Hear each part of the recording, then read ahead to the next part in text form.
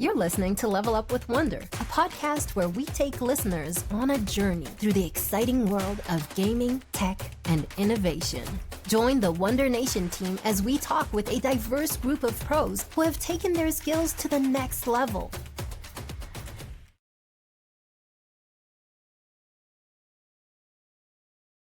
Welcome to another episode of Level Up with Wondr. I'm Dyani, Vice President of Marketing Strategy and Operations here at Wondr Nation. I'd like to welcome Melodie Keen to the podcast.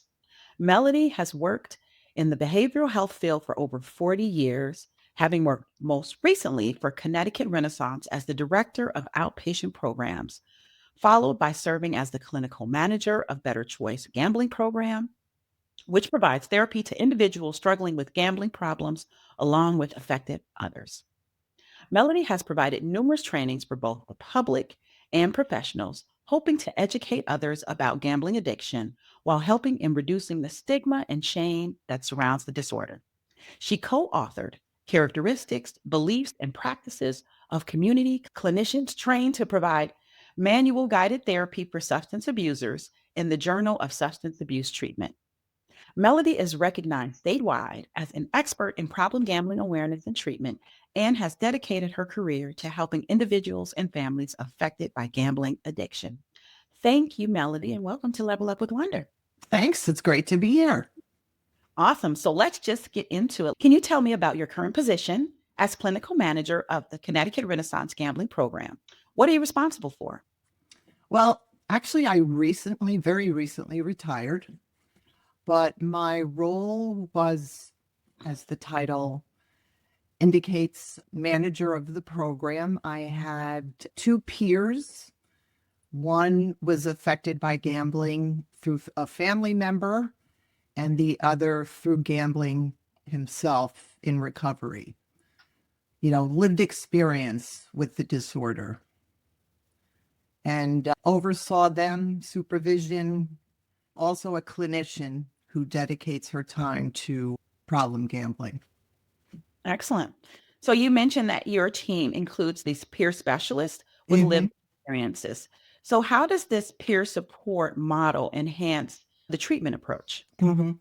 There's actually research out there that shows that having peers involved enhances treatment. Prognosis is typically more positive. These peers have been there, done that, so to speak. They've lived the experience that many of our clients are struggling with. It helps reduce stigma, but sort of more inclusive, the environment in a sense, which again is very conducive and effective in treating the disorder and working with these people. Yeah, I would assume if they had a peer with a lived experience that they don't feel as judged and maybe they're a little bit more open and willing to share. Exactly. They come in with a lot of shame, remorse. Doesn't just affect them, it affects their families, their loved ones. So they're struggling. And if they can be in touch with somebody, in contact with someone that really gets that and really has lived that, it's extremely conducive. Absolutely. Do you feel like it makes them more open to like suggestions for like treatment and how they can help themselves out of the situation? Definitely. Yes, no question. So speaking of treatment, can you walk me and our listeners through what treatment looks like for your clients? Like if you think about individual, family, group sessions, how are those structured? Okay, well, it's very individualized. So what might work for one person or whatever that one person's goals are might be different than the next. So we start with a treatment plan. Actually, we start with an evaluation to just get some background and understanding of the person, the whole person, physically, mentally, socially, everything. Part of my educational background is that I have a license in marriage and family therapy.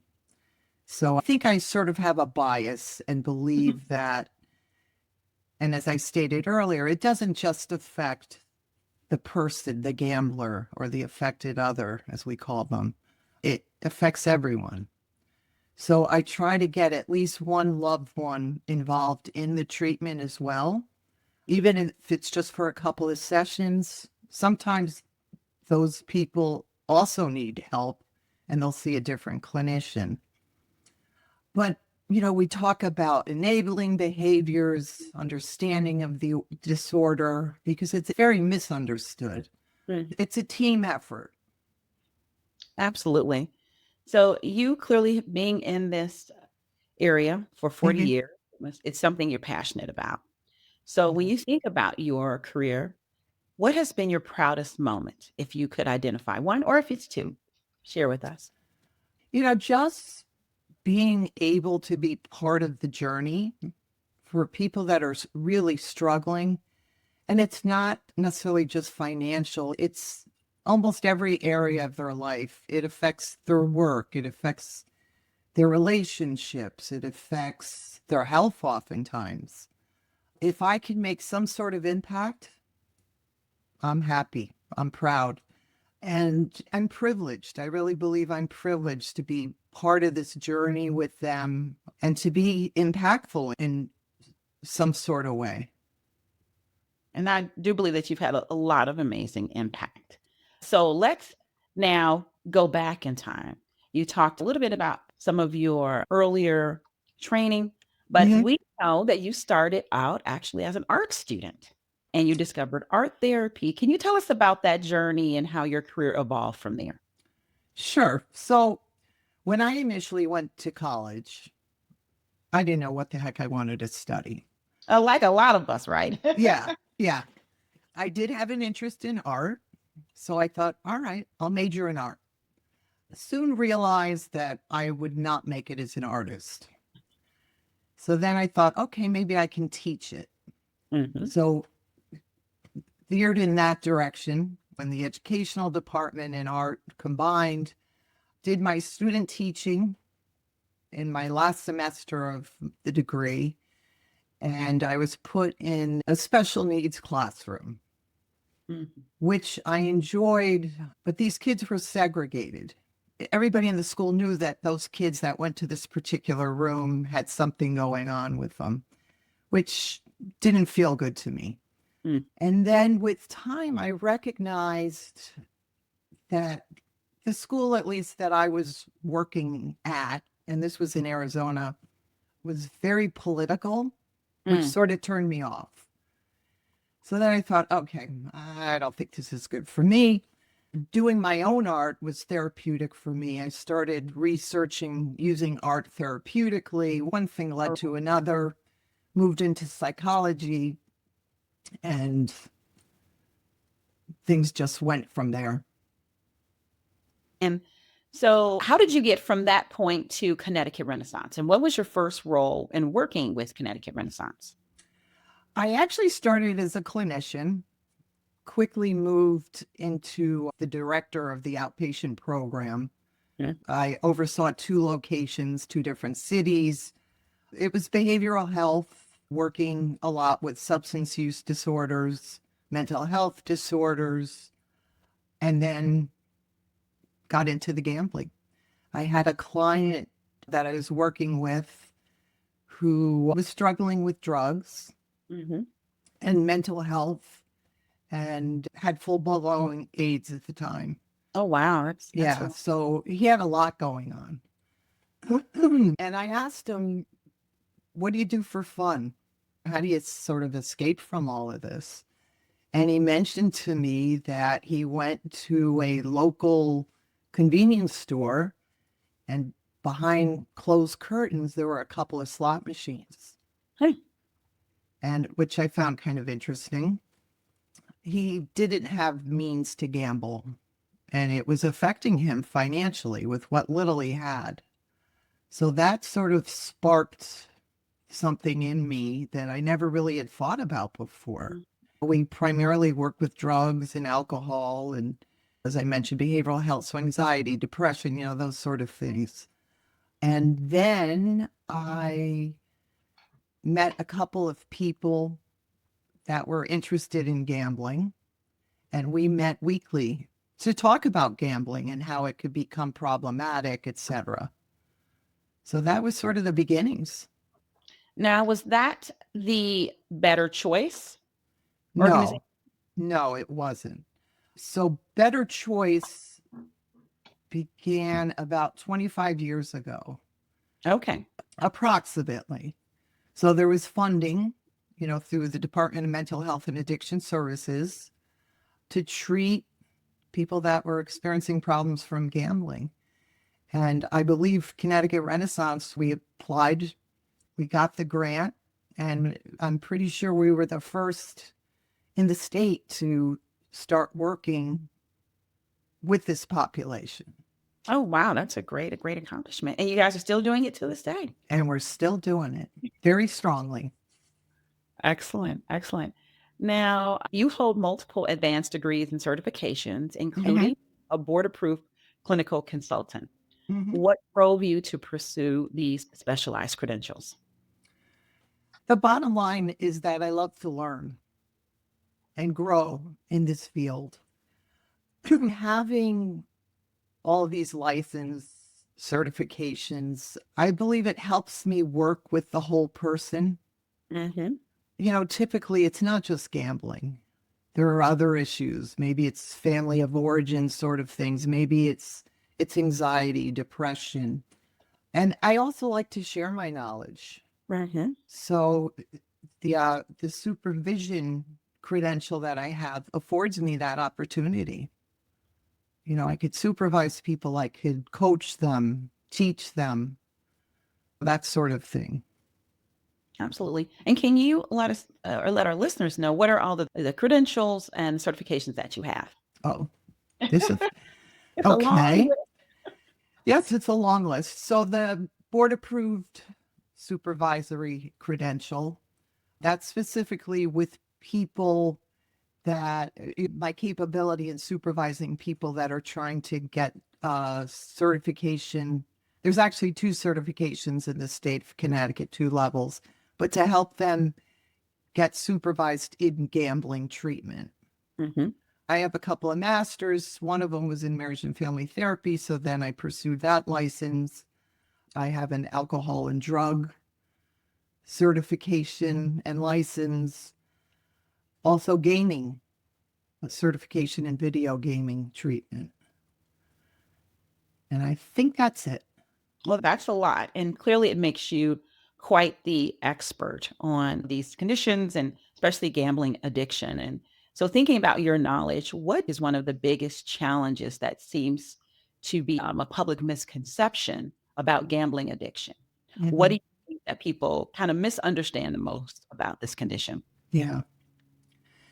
Probably what's most misperceived is that gambling addiction or problematic gambling is a sign of weakness Mhm. or moral failing. And it's not. I have clients that have problematic gambling and refer to themselves as degenerates. Mhm. So that misconception is internalized, which was unfortunate because they're everyday people like us. They're not degenerates. They have a problem. It's like somebody with diabetes, you treat it. Right. It's not their fault that they're diabetic. So in fact, gambling is a mental health disorder. Like other ones, it changes the brain's reward system Mhm. where people don't have control anymore. Their brain is controlling their behavior in a sense. Absolutely. And I agree. A lot of people don't see it that way. They think it's like choice, right? And they don't associate gambling addiction with other addictions. It's not treated the same. It's not perceived the same. Correct, right. And the treatment is a little bit different.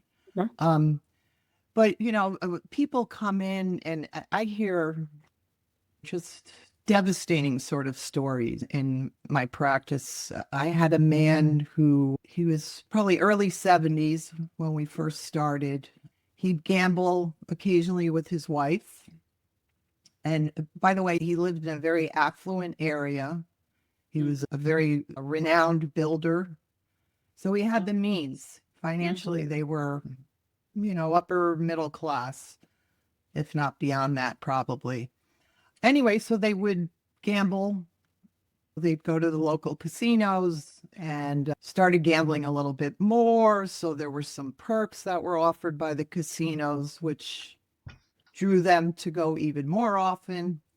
Eventually, they got free stays at the casinos, et cetera, et cetera. His wife became ill, eventually passed away, and he was lost, without her. Gambling escalated exponentially. And long story short, he lost his house. Oh, wow. When I was working with him, he was literally living out of his car. At that point, he was retired. He needed to get work, but had difficulty in doing so because of his age, and he was willing to do anything. He was collecting cans at the beach. He was thrilled when the cans went from 10 cents to 20 cents. It was that much more money for him. It was just devastating for him. Going through the winter time, could barely afford gas to keep the heat on in his car. Oh, my. And how do you help a client like that kind of out of that situation? Well, the first step is to figure out what he wants. Initially, he didn't want to stop gambling. He recognized it impacted him in a negative way, but for various reasons wanted to continue gambling. It was also a free meal for him and a place to stay. So it was filling those basic needs. But with time in working with him, he recognized that it wasn't working for him, that he needed to make some change. And there's a process called self-exclusion, I'm sure you're aware of. Oh, yes. With our casinos, he did that, started going to Gamblers Anonymous, worked on the issues he had around grief and loss. At that age too, there is a lot of other loss, not just spouses or partners, but loved ones, friends. It starts happening a little bit more frequently as we age, as we know. Oh, yes. Yeah. So, great ending.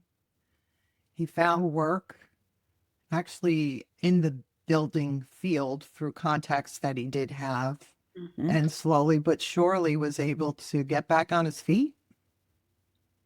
Well, that is a great ending to be able to see a person who had this fall from grace, but then, through the help and through your services and your counsels, able to start to rebuild their life again. And I think that's, that important piece is that when players or people start to fall down and have issues with gambling, that it's not over. There is a path to Yes. getting out of it. Yes. And we know from speaking with you earlier that you do work extensively with motivational interviewing and harm reduction. Mhm. And talk about how these approaches differ from traditional addiction treatment models. Well, harm reduction is sort of what it sounds like. It's, creating less harm. So actually with this gentleman I spoke about, he didn't want to stop initially. So I worked from a harm reduction framework. How can we enable this to cause less harm? So he decreased the frequency to the casino. He wouldn't bring his debit card, so he couldn't use the ATM. This was initially, ultimately he self-excluded, which was wonderful. He only brought a certain amount of money, spent a certain amount of time there, at the casino. So that, in a sense, is what harm reduction is. It doesn't necessarily work in the long term.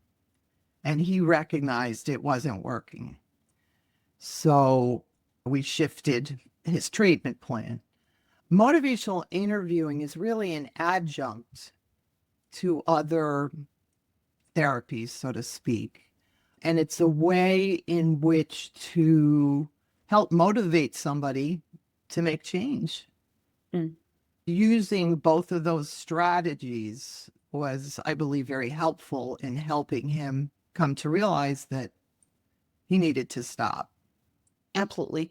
And what type of like methods or techniques might you employ when you're doing your motivational interviewing? Mhm. Well, when someone first comes in for a gambling issue, I know that there are things about gambling that they like. Otherwise, why would they be doing it? Mhm. So we talk about that, just put it out there. What do you like about it? What does it do for you, et cetera, et cetera. But we also talk about things that they don't like about it. Mhm. Well, it impacts me financially. I wasn't able to buy dinner tonight because I spent it on the casino, for example. And in that talk, I find what's in the motivational interviewing world, it's called discrepancies. Mm. So in what they do and what they say and how they sort of don't align with one another. And I just kind of highlight that in the conversation, which helps them move towards making some change in their Mm. behavior. Sort of it in a nutshell. Awesome. That sounds like very effective methods there. Now, Mm. let's talk a little bit about some family treatment and family involvement. Mhm. So, of course, we heard that you have a background in marriage and family therapy and that you emphasize bringing family together in treatment. And you talked about that earlier. Why do you think that having family in treatment is so important? And how do you help clients and their families understand that this is a medical condition? Well, it's definitely important for many reasons. The layperson doesn't really understand problematic gambling or gambling disorder, as we call it today. By the way, it used to be called pathological gambling, Yeah, which that definitely has some things there connotations. insinuating, yes. Yeah, yeah. So fortunately, that term has changed. But it's important to educate about this disorder because people don't get it, Mhm. particularly the loved ones. An outsider says, "You're spending all this money, you're losing. Why do you keep doing this? It just makes no sense." So, educate about the disorder, how it works on the brain in particular. I talk about the fallacies that the gambler sort of develops in their mind, the distorted thinking that very readily experience the way the brains actually change as somebody gets more hooked and involved Mm. in gambling when it becomes problematic. And it affects different regions of the brain. For example, the prefrontal lobe, which is in the front of the brain, has a lot to do with decision making, some emotional regulation. That, in a sense, deteriorates as somebody gets more involved in gambling. So they're not able to make rational decisions. I get into that and talk about that to help the gambler and loved ones understand that. We talk about the impact financially and how it's affected the family, for example, or the couple. Physical health oftentimes is neglected Mm. because of the constant gambling. We bring all that in for understanding. We talk about enabling. Mhm. Oftentimes, a family member, I had a couple, for example. Actually, I was working with a woman whose husband was the gambler. And she came in and was very upset. He was spending all the money. He was supposed to pay the mortgage and he never did. And she'd have to come up with the money. And they started struggling financially because of his gambling. We brought him in for a couple of sessions. And she also wanted to lose weight. So the goal of the couple was for him to help her lose weight as best he could. And he didn't want to stop gambling, but he recognized it was impactful. He wasn't paying the mortgage. So we worked on how can he pay the mortgage. Mhm. He also complained about her nagging. She's upset. He's affecting their livelihood. So anyway, without his being there, we worked on her sort of working on herself, her diet, her exercise. She had a small business to focus on the business, and she had kids, focusing on them, and to stop nagging and just to take care of herself. And ultimately, what ended up happening is he stopped gambling on his own. Absolutely. That's another great ending to a story there. But I do like how in this example, you have the gambler, but then also their family member who wasn't just a person coming in group settings, but you were actually counseling individually to help her out with her own personal issues, but then also help counsel her through her spouse as well. Yeah, yeah. So she made changes, which indirectly had him make change. Yeah, so sometimes it's not a direct path. Exactly, exactly. So, I mean, clearly we feel like in situations like this, a successful treatment is a gambler who stops gambling. But are there other ways to look at success when it comes to Yeah. these? You know, again, it's very individualized. So if what might be success for one person may not necessarily be success for another. Mm-hmm. So to really nail down what they want from the get-go, do they really want to stop? Typically, clients, by the time they go through our doors, they're ready to stop. They've tried everything and they just need help because they don't know how to stop. But we start with treatment plan goals, as I mentioned, objectives, things that the client has to do. I'm creating the interventions. Mm-hmm. We collaboratively develop all of this together. And I talk about GA, Gam-Anon, Mm-hmm. other recovery-oriented groups for that long-term sustaining their recovery. Try to introduce that early on and encourage them to try a meeting. And, that's typically the progression. Is there like an average time that, because I know it varies, but is there a range of time that people are usually in the treatment program for gambling? Yeah, that does vary. My experience, for whatever reason, I get a lot of clients with a lot of issues, Mm-hmm. which correlates with the gambling. So oftentimes it's not just the gambling. There's an underlying anxiety or history of trauma. So we talk about that stuff too. I've had clients for maybe 5, 6 months, and Mm-hmm. I've had clients for many, many, many years. So definitely a very big spectrum there in range. Yes, yes. Yeah. Alrighty, so let's talk a little bit about gaming. You mentioned that you have credentials in gaming addiction, and I know a lot of people do not associate video gaming with gambling. Can you explain the connection between video gaming and gambling? Sure. Well, there's definitely some blurred lines in the two, and video gaming addiction is quite prevalent. Similar to gambling, it's not talked about much, and people aren't aware of it. But there are parts of video gaming that are very similar in nature to gambling. So in video gaming, let me give you an example. There's something called a loot box, which can be purchased. It works similarly to a slot machine.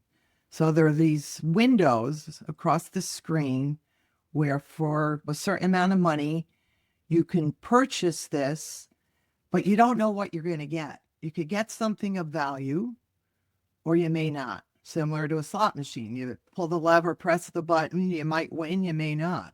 So it's a game of chance, it's not skill at that point. Exactly, exactly. And you have to pay for it. And interestingly, what gets people hooked in this sort of behavior is the anticipation of winning. Mm. It's not really the winning or the loss. It's the anticipation. That's what excites us in our brains. Sometimes there's a wheel that could be spun. which is similar to gambling, right? You don't know where it's going to land, but it could help them level up in the game and get further along. It's a big problem. And interestingly, at least in my experience, and some of the research is starting to show that a lot of people that get involved with video gaming morph into gambling and start gambling problematically. There seems to be a correlation there with many, particularly boys, men. Yeah, that's definitely an interesting connection there. So in addition to players that frequently purchase loot boxes, are there other video gaming behaviors that could lead to an area of addiction? Sure. The amount of play, the time put into play, which doesn't necessarily correlate with problematic gaming, Mm-hmm. but with time it can. It's similar to gambling. The infrequent gambler who does it purely for entertainment probably won't develop a problem. But if there's a big win, for example, Mm-hmm. that usually, not always, but makes somebody want to return to gambling, right? It happened once, it can happen again. Same with the gaming. If they get further in the game, they want to continue that. Do you do a lot of treatment for people who are addicted to video games, like in that realm? I do some, yes, have done some. Yeah. And with that, are you seeing trends in terms of age of onset? With that, like, are you seeing much younger? Because we would assume, okay, with video games, there are younger people, but is that what you're actually seeing there? I do see that. Research shows differently. Well, the research shows both. It shows early onset and then it shows onset where it becomes problematic. Similar with gambling. Earlier and earlier, kids are starting to be introduced to gambling, whether it's a scratch off in their Christmas stocking or, this happened a few months ago. I was in a grocery store, a little store, and I was behind a dad, and I'm assuming his young son. I mean, he was probably like 9, the kid. Oh, very young, yeah. Dad, can I get a scratch off? Sure, buys the scratch off. I'm in line waiting, but watching the kid scratch the ticket, and he won. The cashier, actually cashiers, because the cashier next to us also heard that he won, made a huge commotion. You won. You could see the joy in his face from winning and getting all the congratulations. He immediately says, Dad, can I have another one? Yeah. Which the dad did purchase. So those kind of things, early onset, similar to alcohol, by the way, the earlier it's introduced, the more likely it's going to become problematic later on. And for some people, it's a short span of time. Other people, it's quicker. Well, those are definitely great insights. So we're going to switch gears again, and we're going to focus on looking ahead and some reflections. So what do you hope that our listeners take away about gambling addiction? To know that we call this a hidden addiction. It's not something that we necessarily can see. Like with somebody that's drinking, we can smell it. We could potentially see it or hear it, slurred words. Same with drugs. Gambling, you can't see it. It's hidden. So we need to talk about it. We need to educate ourselves about it, learn about it, and know that there's help out there with professionals that specifically are trained in working with this addiction. Among all addictions, the suicide rate is highest among problematic gamblers. Oh, wow. And particularly, we're talking about younger people. There's lives that have been lost due to this. Yeah, and that's a shame. Absolutely. Yeah, it could be devastating. How do you see gambling addiction treatment evolving in the coming years? Everything's becoming electronic. We're actually participating right now in a study with Yale. They've Wow. developed an app to treat gambling addiction. And I think that's probably the direction we're going to go in. You hear these BetterHelp advertisements where people can do therapy in the comfort of their own home. A lot of people are playing on their devices, whether it's their computer, laptop, their phones. So why not have the help as accessible? It just makes sense. Absolutely. What role do you think that the gaming industry should play in addressing problem gambling? Or if you think Yeah, gaming, casino, those those industries? I think it's important to identify the people that are gambling problematically and to intervene in some way. There are other countries, particularly the European Union, for example. So Sweden, Germany, the UK, they actually have intervened when somebody, for example, is sitting at a slot machine for several hours. There might be a banner. Is it time to maybe take a break? Some countries will actually have someone call the person and somehow try to intervene because there might be some problems going on in relation to the gambling. So I think that's important. I agree. I absolutely would agree. Yeah. And what changes would you like to most see in how society views and addresses gambling addiction?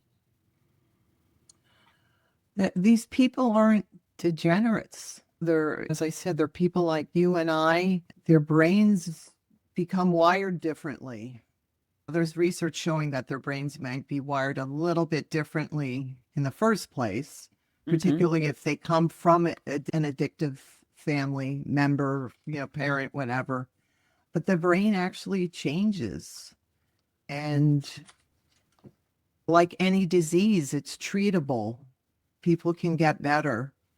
And it needs to be talked about and brought out in the open and less stigmatized so that people aren't too ashamed to seek help. And what advice would you give to other mental health professionals who want to specialize in gambling addiction treatment? Mhm. Well, there are nuances, as I mentioned earlier, that are a little different than other addictions. Hmm. So it's important to really understand gambling addiction or the gambling disorder. Take courses, workshops, read about it so that appropriate treatment can be provided. Ideally, get certified, pursue certification so you can really gain a real wealth of knowledge around this disorder. It's growing, but it's not getting better. And what type of person do you think, or what type of traits in a person makes a good candidate for someone working in gambling addiction treatment? Hmm, that's a good question. If there's a genuine interest and a background as a therapist, go for it. Go for it. We'll close with this piece. You Mhm. clearly have had a long, amazing career in this area and provided lots of value to Mhm. people in need. What do you want your legacy to be? As I mentioned, this is a hidden addiction, high suicide ideations, as well as attempts. It's a very impactful disorder. And again, it doesn't just affect the gambler, it's affecting all of us, really, not just loved ones, but society in one way or another. It's concerning. We need to make this more visible, not Mhm. hidden, be compassionate, understanding of this, to decrease the shame, so that people will seek treatment or maybe be more open to treatment. We need to keep the dialogue going. Lives can be improved, and they do. Mhm. And that's what I hope to sort of leave behind. Let's just keep talking about it, offer treatment, and keep moving forward. Very well stated. Well, thank you, Melody, for joining me on Level Up with Wondr.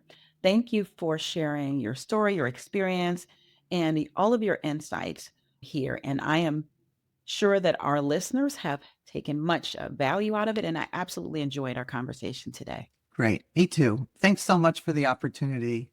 Thank you for listening to Level Up with Wondr. Visit wondernation.com/level up for more podcast episodes about how we're reimagining the gaming entertainment industry.